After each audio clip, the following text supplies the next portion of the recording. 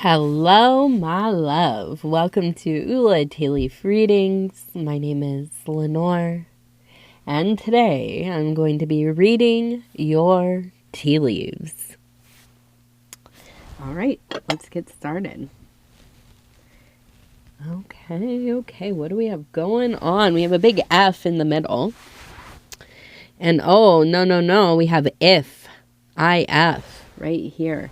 So if what? If what? Oh, look at that. We have the heart. We have the arrow right through it. If what? I mean, I'm not going to say this is a love reading, but you have some major love in your orbit. Now, that being said, it looks almost like we have a person running. So I wonder if you've been quite resistant to some love. I feel like it is quite possible you are in love. You might be in love outside of,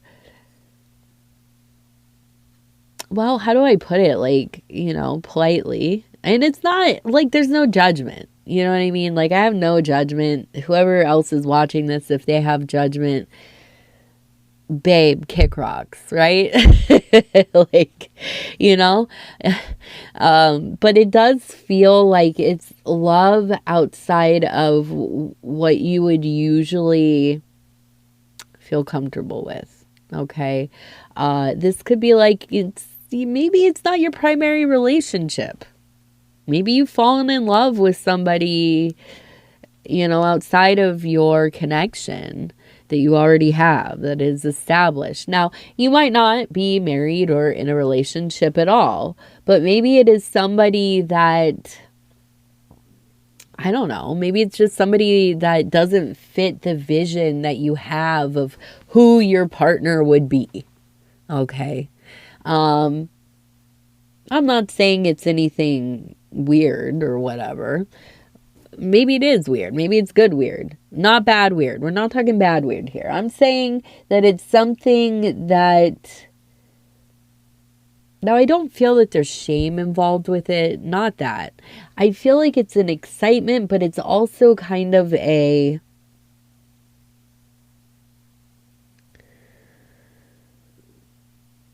knowing that if you pick this way, if you indulge this, if you choose these paths that involve this love, you are going to have to resort your whole life. A lot of the fundamental aspects of it.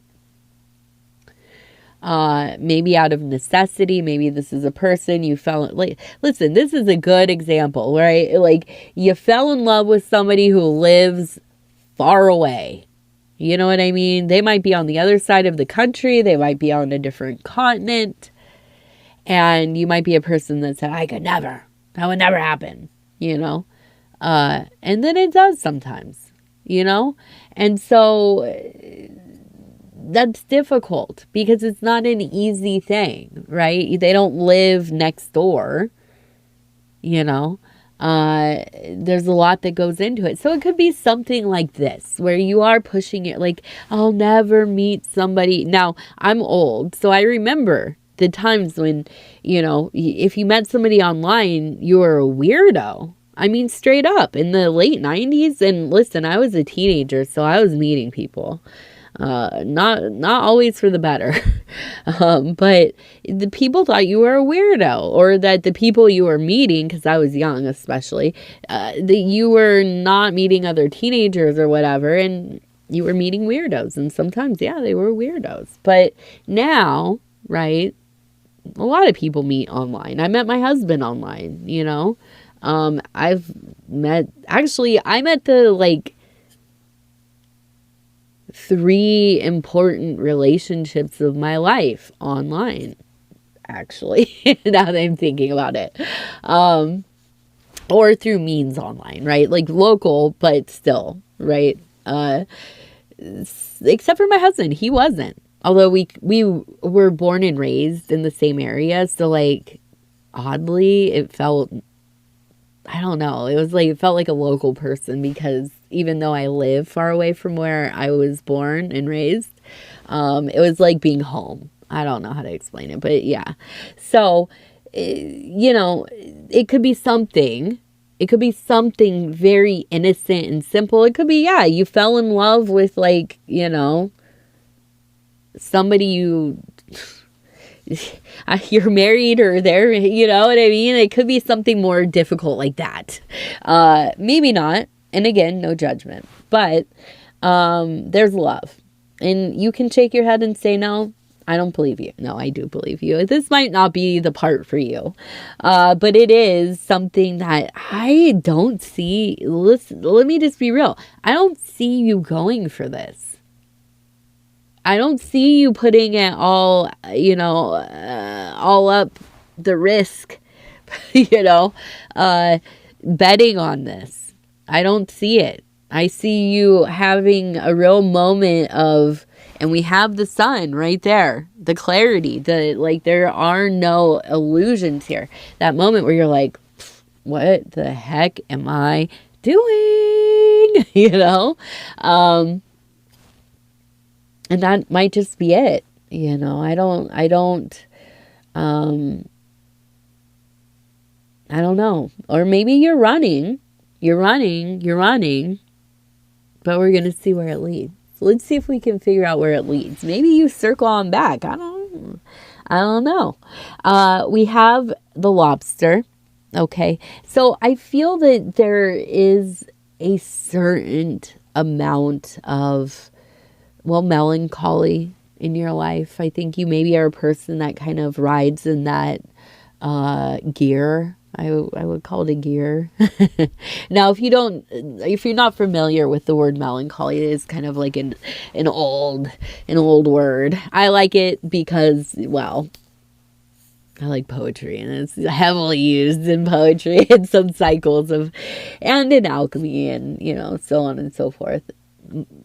So it means depression, right? Basically, a sadness, a blueness, maybe not like the most deep, I can't get out of bed, I can't take a shower kind of,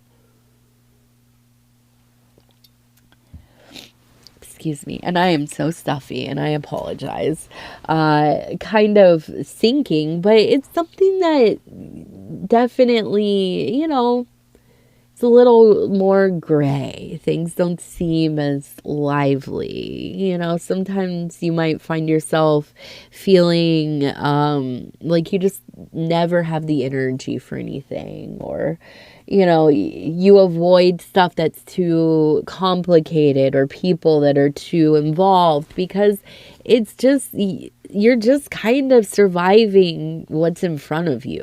You know, and I think that's a lot of us. That's all. I mean, isn't it all of us? Are there people that are functioning on high right now that are just like, yo, everything is like the worst. It's the worst. It's worse than you could have ever imagined. And it hasn't even gotten that bad yet. No, I'm kidding. That's my brain. These are my intrusive thoughts, you guys. They're my melancholia thoughts. But yeah, I mean, we all like are freaked out, I think, a little bit. I would be very, very like in awe to meet somebody that's just flipping it, feeding off of it. When I'm working out, I do a little bit. I just totally like, I'm going to get this. I'm going to be strong, powerful. I'm going to protect myself and everybody I love, you know, which is, you know, another illusion. Needing some control in the chaotic, infinitely absurd reality. But, you know, I don't think you're alone if you are definitely operating in this zone more often than you used to. Or maybe it's something that you've always just kind of like rolled with, you know. There's a picture I posted in the community section in there, pictures of me from the last like month or so. I didn't know what to post. Like, I keep being told, put more pictures of yourself, share yourself, let everybody know who you are so they can connect with you. Like, okay, all right, let me do this. The second picture though is I'm wearing a Daria shirt, if you are familiar with that old cartoon, which people in high school always called me either Janine because of Janine Garofalo or Garofalo. I don't know how to say her name, but they would yell Janine, and I would turn because I got so used to it. Or Daria. They would call me Daria. And anyways, and surprise, I'm on the spectrum, huh? So big surprise learning at like 30 years old that I'm neurospicy. Like, obviously, I mean, come on. But there's just this, like, I don't know. There's just the picture. If you go look at that picture of me, the look on my face, that is my feeling. 100%. I'm soft and I'm kind and I love to be warm with people and I love people. I love a lot of people very much. But man, I feel like the intro to AC/DC Thunderstruck is like in my head. Just like just get it, dude. And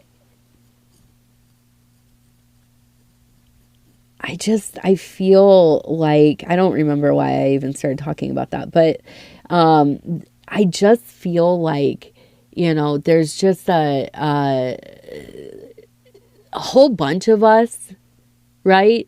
And we're drawn to each other. We were all kind of Darias, weren't we? I don't know. My daughter, she's always like, why do you like Bad Maru? And I think that's his name, the little Santeria, what's his Penguin, the little mean one, or Eeyore or Oscar the Grouch. These are all my like totem, pop culture from my childhood, like the ones I connected to. And I think there's like a lot of us and we're drawn to each other. Like, we low key maybe didn't say those were our like ones, but I know who you are, and I know that we all kind of meet each other in these places, right?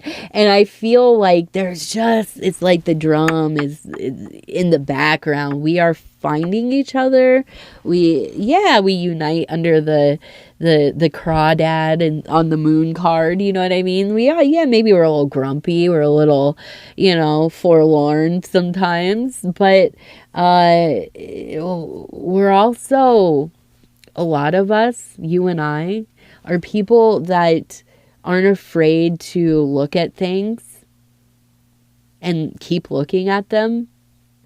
We don't look away. We're not going to look away. We're not going to let anything get it, like some shiny thing or, some whatever, look over here, it's so bad over here. Oh no, you know what's really, really good over here? Look over here, look at it. I'm looking at the thing.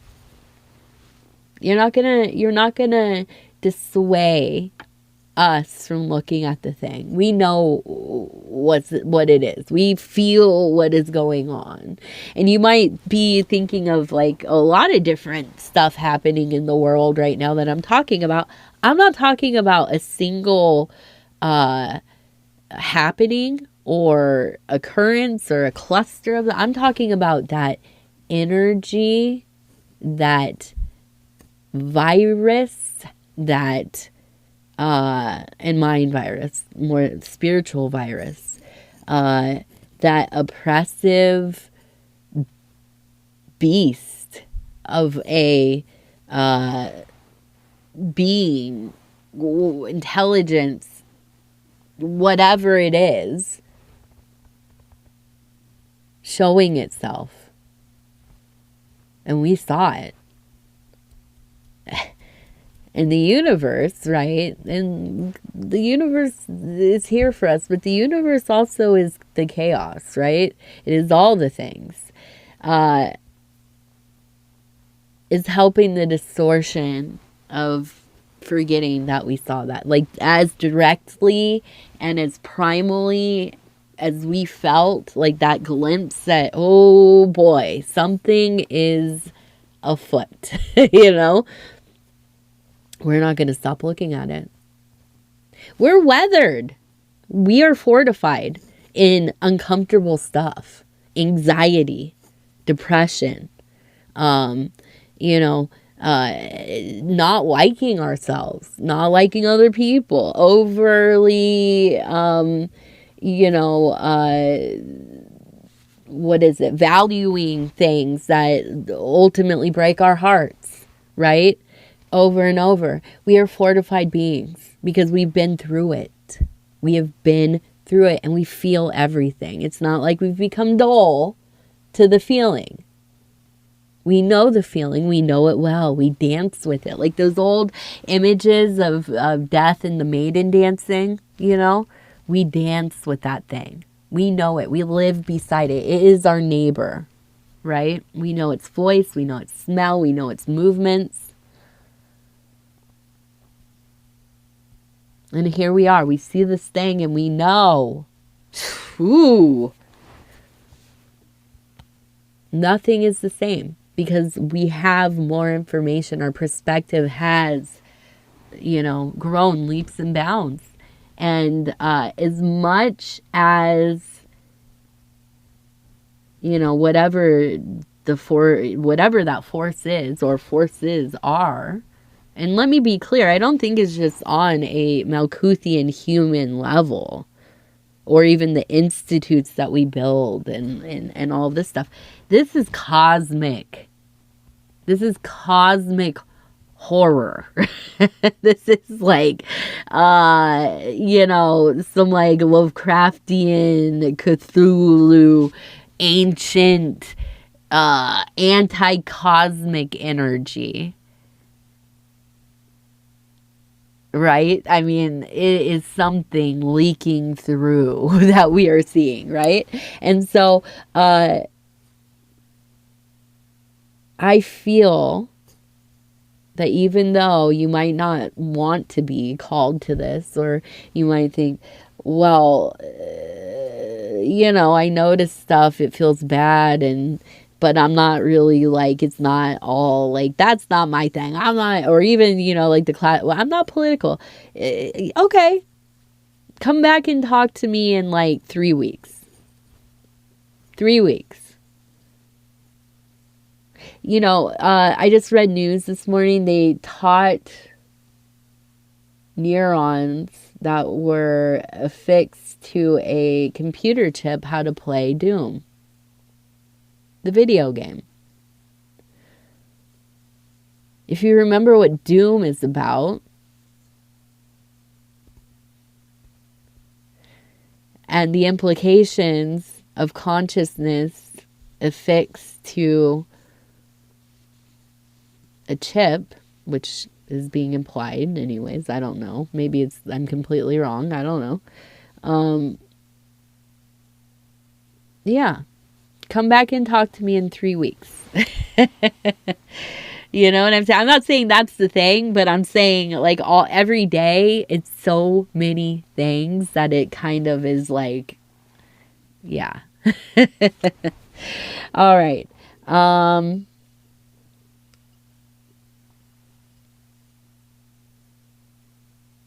Okay, so we have, it looks like,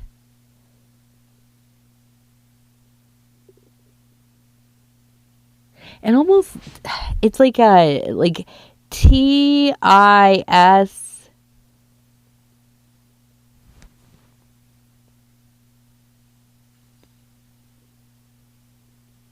task, maybe it's TASK. We also have the number 4. I'm going to say task. But see, we also have a person here with their hands raised. We have what looks like an angel right here. Head here, wings. We have the number 4.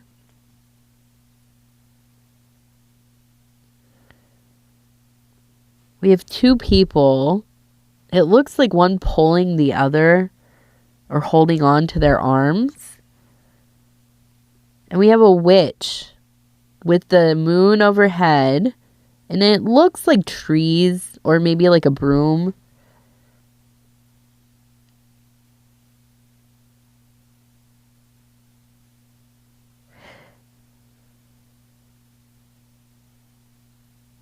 So to me, it kind of almost feels like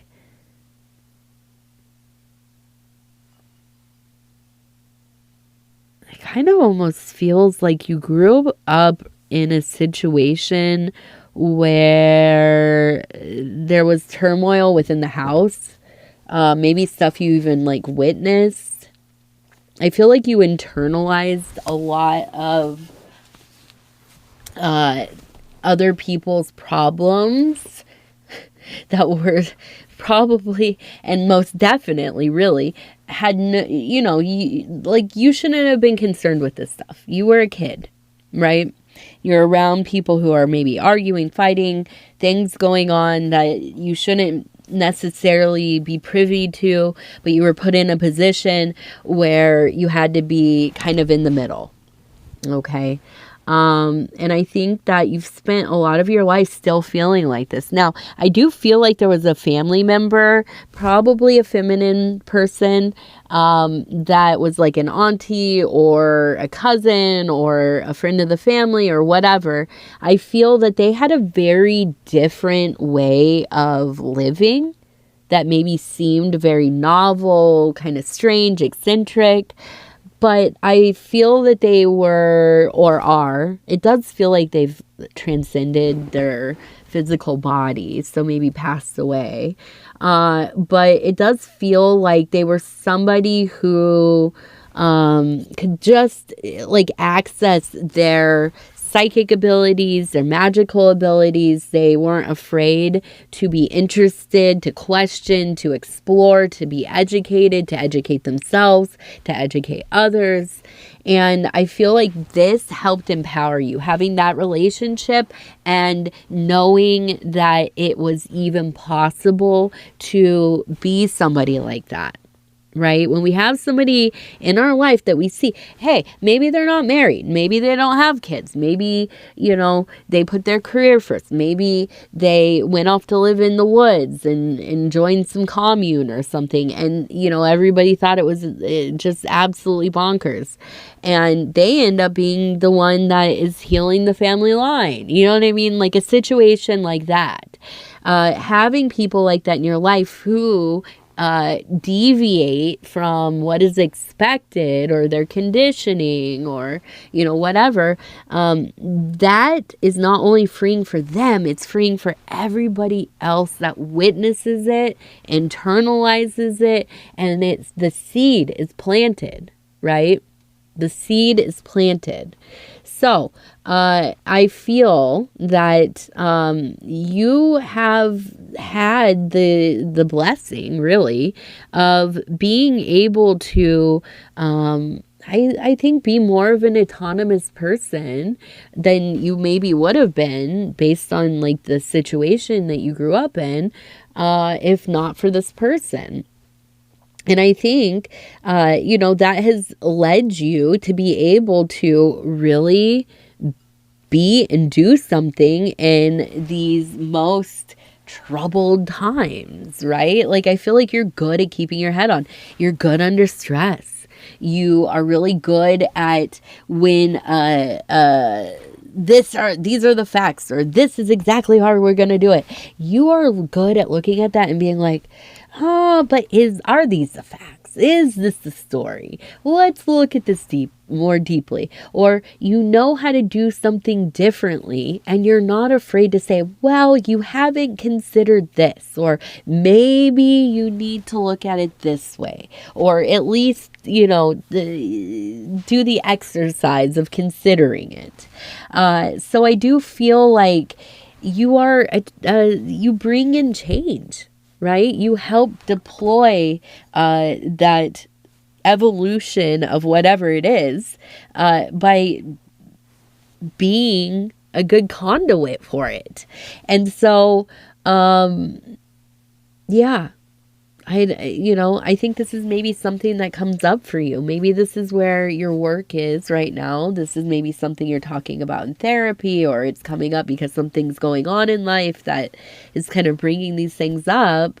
But I do think that it's a good confirmation that, you have not succumbed to your circumstances. And I don't think that you ever will in that way. Okay. I think this is where you have realized there's a lot of processing and integration that you can do, and that would be really helpful. Okay, now, and I'm sorry again for how stuffy I seem to be. I thought it was better. I woke up, I was all clear. I thought, oh, it's going to be excellent. I'm like off of the being sick, and here we go. It's lingering. All right. So,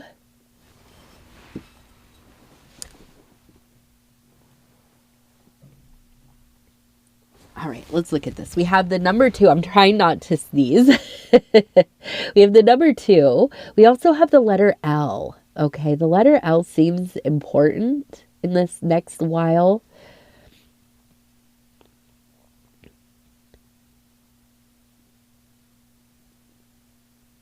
We have that 4 of discs energy coming together. That is the our home base, our fort, where we go to recharge, to get all of the elements of our life back into the square, right, in balance. And whatever volatility that has kind of been in the atmosphere, maybe arguing, getting angry over little things, annoyed, frustrated, I feel like that's going to be alleviated. Okay, I think that getting back into this place where you're feeling like things are flowing in your direction, like you have a little bit of, I don't know, control over how things feel and how your life is set up. And I'm so sorry it's gotten so no, I'm not doing, well, let's do a tarot card, because I picked that up. I was gonna do lucky numbers. All right, so we have the 5 of Wands. Now you're gonna draw me in. Drawing me in. Why is there strife? Let's see. Okay, so things are moving quickly with the 8 of Wands. It feels like maybe there's some anxiety because you're just like all of a sudden struck with this, like, this thing's coming up and I got all this other stuff going on. And okay, so we have the Prince of Swords. So this is like, we are in our heads. We're going to use our rational thought, our logical thought. We are going to figure this out. We're going to apply game theory and all of it to this thing. Yes. And then we're going to come back down to earth. I think that's the big thing. This is all anxiety. It's all in the mental, right? We come back down to earth. We start to really feel ourselves. We're getting back to that, like, the clearing of all the like noise in our minds and our hearts and our like rigid bodies. And then we come into that place of ease, a little bit of fresh air, a little bit of, okay, we can do this. We got this. I got it. It's good. We're going to be all right, right?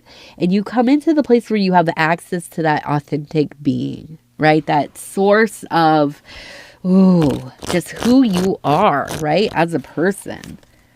Oh, I got 2. We have the devil, which heck yeah.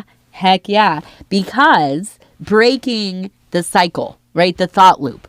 This is that rebellious spirit where you got stuck with the strife, with the anxiety, the doubt, the melancholy, all that. No, we're going to get into, and we had the Knight of Discs, right? Or the Knight of Discs.